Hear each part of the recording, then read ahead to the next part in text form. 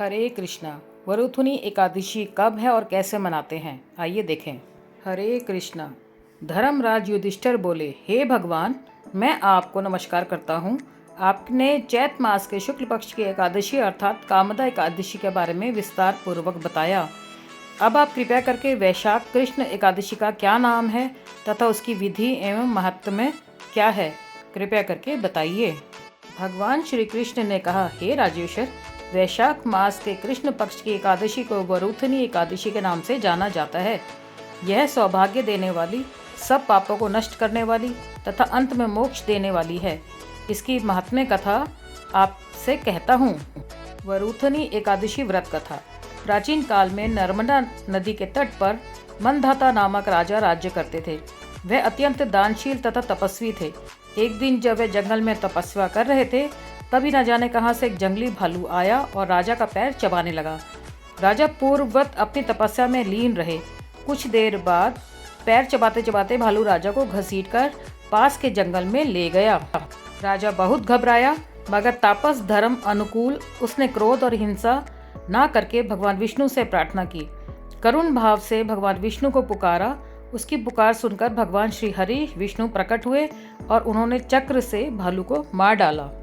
राजा का पैर भालू पहले ही खा चुका था। इससे राजा बहुत ही शोकाकुल हुए।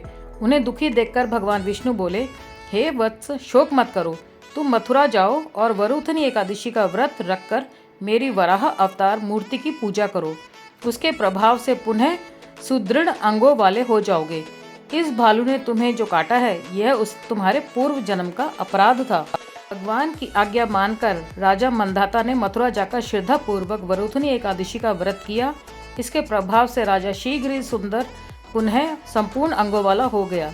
इसी एकादशी के प्रभाव से राजा मंधाता स्वर्ग गए थे। जो भी व्यक्ति भय से पीड़ित है, उसे वरुथनी एकादशी का व्रत रखकर भगवान विष्णु का स्मरण करना चाहिए। इस व्रत को करने से समस्त पापों का नाश होकर मोक्ष मिलता है। वरुथनी एकादशी का व्रत 16 अप्रैल 2023 को रखा जाएगा। इस दिन भगवान विष्णु के वराह रूप की उपासना का विधान है। वरुथनी एकादशी के व्रत से मिलती है शारीरिक पीड़ा से मुक्ति और मिलता है मोक्ष। वरुथनी एकादशी व्रत कथा को पढ़ने से मिलेगा कई हजार वर्षों की साधना का शुभ फल। व्रत और पूजन विधि। दशमी तिथि की रात्रि में सात्विक भोजन करें। एकादशी का व्रत 2 प्रकार से किया जाता है, पहला निर्जला रहकर और दूसरा फलाहार करके। एकादशी तिथि को सुबह सूर्योदय से पहले उठकर शौच आदि से निवृत्त होकर स्नान करें। इसके बाद व्रत का संकल्प लें। उसके बाद भगवान विष्णु को अक्षत, दीपक, नैवेद्य आदि 16 सामग्री से उनकी विधिवत पूजा करें। फिर यदि घर के पास ही पीपल का पेड़ हो तो उसकी पूजा भी करें और उसकी जड़ में कच्चा दूध चढ़ाकर घी का दीपक जलाएं। घर से दूर है तो तुलसी का पूजन करें। पूजन के दौरान ओम नमो भगवते वासुदेवाय नमः के मंत्र का जप करते रहें। फिर रात में भी भगवान विष्णु और माता लक्ष्मी की पूजा अर्चना करें। पूरे दिन समय समय पर भगवान विष्णु का स्मरण करें। रात में पूजा स्थल के समीप जागरण करें। एकादशी के अगले दिन द्वादशी को व्रत खोलें। यह व्रत पारण मुहूर्त में खोलें। व्रत खोलने के बाद ब्राह्मण या किसी गरीब को भोजन कराएं। व्रत के नियम। इस दिन कांसे के बर्तन में भोजन नहीं करना चाहिए। मांस और मसूर की दाल का सेवन नहीं करना चाहिए। चने का और कौंदों का शाक नहीं खाना चाहिए।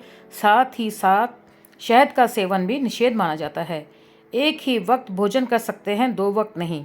इस दौरान स्त्री संग शयन करना पाप माना जाता है।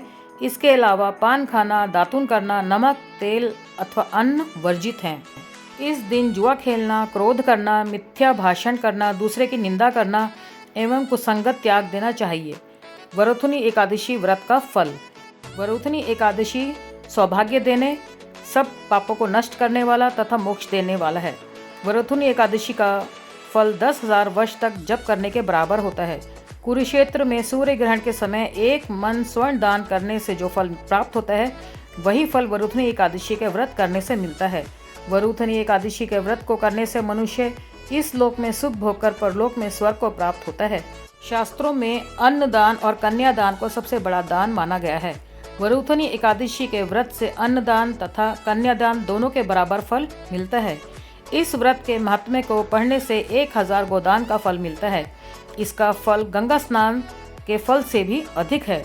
वरुथनी एकादशी के दिन भगवान विष्णु की किसी पीली चीज का भोग लगाएं। भोग लगाते समय उसमें तुलसी की पत्तियां को अवश्य शामिल करें। इस बात का ध्यान जरूर रखें कि भगवान विष्णु की पूजा में पंचामृत, तुलसी का पत्ता, पीले फूल, दीपक, चंदन, केसर, हल्दी, धूप, गंध आदि का प्रयोग किया जाता है। क्या एकादशी में चाय पी सकते हैं? यह महत्वपूर्ण है ताकि उपवास के दिन भोजन का अवशेष भी शरीर में ना रहे। कुछ लोग बिल्कुल नहीं खाते हैं या पानी भी नहीं पीते हैं, लेकिन अन्य लोग फल, दूध, प्राकृतिक फलों के रस और चाय का सेवन करके हल्का उपवास करते हैं। व्रत करने वालों को इस दिन अनाज, सब्जियां और अनाज नहीं खाना चाहिए।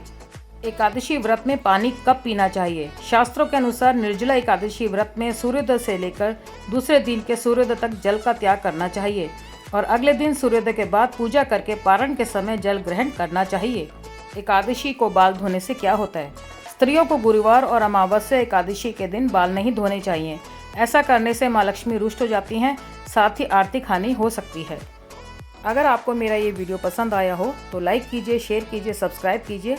व्रत कथा गृहस्थ को मैं ऐसे ही और नए नए वीडियो लाती रहूँगी। हरे कृष्णा।